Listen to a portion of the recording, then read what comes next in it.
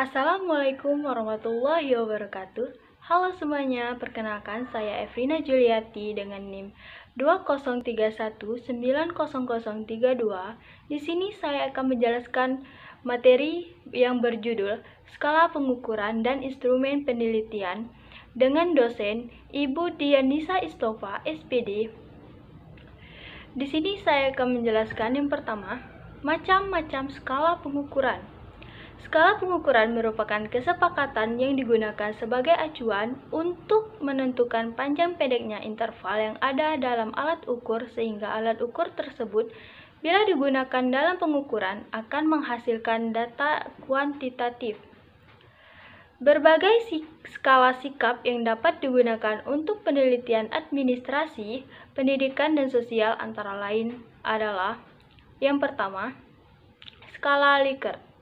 Skala ini biasanya digunakan untuk mengukur sikap, pendapat, dan persepsi seseorang atau sekelompok orang tentang fenomena sosial. Misalnya, A. Sangat setuju, B. Setuju, C. Ragu-ragu, D. Tidak setuju, E. Sangat tidak setuju, F. Selalu, G. Sering. 2. Skala Goodman. Skala pengukuran dengan tipe ini akan didapatkan jawaban yang tegas, yaitu menggunakan positif atau negatif. Misalnya, ya atau tidak, benar atau salah, pernah atau tidak, dan lain-lain. 3. Simetris diferensial. Skala pengukuran yang berbentuk simetris diferensial dikembangkan oleh Osgood. Skala ini juga digunakan untuk mengukur sikap, hanya bentuknya tidak pilihan ganda maupun checklist, tetapi tersusun dalam satu garis kontinum yang jawaban sangat positif terletak pada bagian kanan garis dan jawaban yang sangat negatif terletak di bagian kiri garis atau sebaliknya. 4. Rating scale. Data mentah yang diperoleh berupa angka kemudian ditafsirkan dalam pengertian kualitatif. Yang penting bagi penyusun instrumen dengan rating scale adalah harus dapat mengartikan setiap angka yang diberikan pada alternatif jawaban pada setiap item instrumen.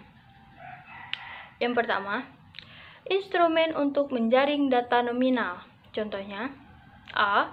Berapakah jumlah guru di sekolah Anda? Guru. B. Berapakah guru yang dapat berbahasa Inggris? Guru.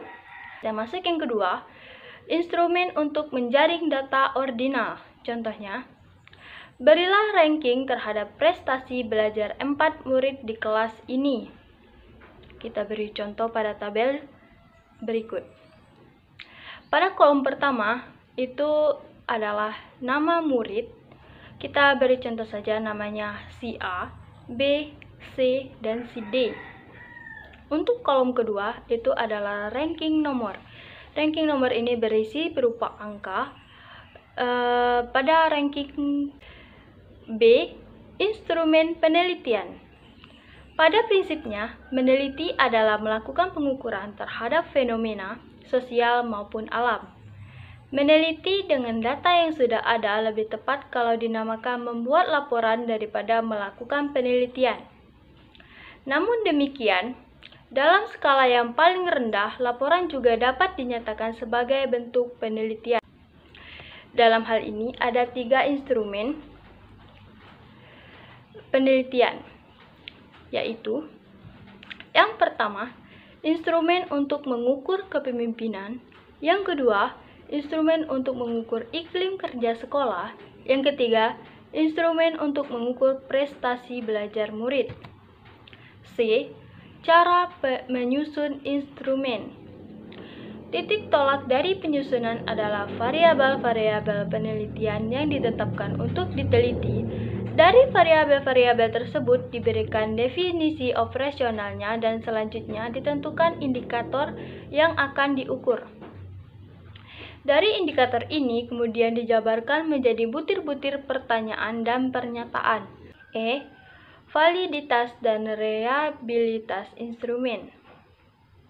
Dengan menggunakan instrumen yang valid dan reliable, dalam pengumpulan data, maka diharapkan hasil penelitian akan menjadi valid dan reliable.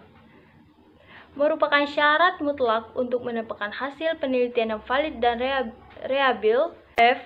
Pengujian validitas dan reliabilitas instrumen. 1. Pengujian validitas instrumen. 2. Pengujian validitas kontrak. 3. Pengujian validitas isi. 3. Pengujian validitas eksternal. 2. Pengujian reliabilitas instrumen dapat dilakukan secara eksternal maupun internal. Secara eksternal dapat dilakukan A.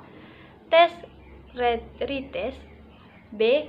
Ekuivalen, C. Gabungan, D. Internal konsistensi. Baiklah, mungkin itu saja yang dapat saya sampaikan. Apabila ada salah-salah kata, salah penyebutan nama, saya mohon maaf. Saya akhiri, wabillahi taufiq wa hidayah. Wassalamualaikum warahmatullahi wabarakatuh.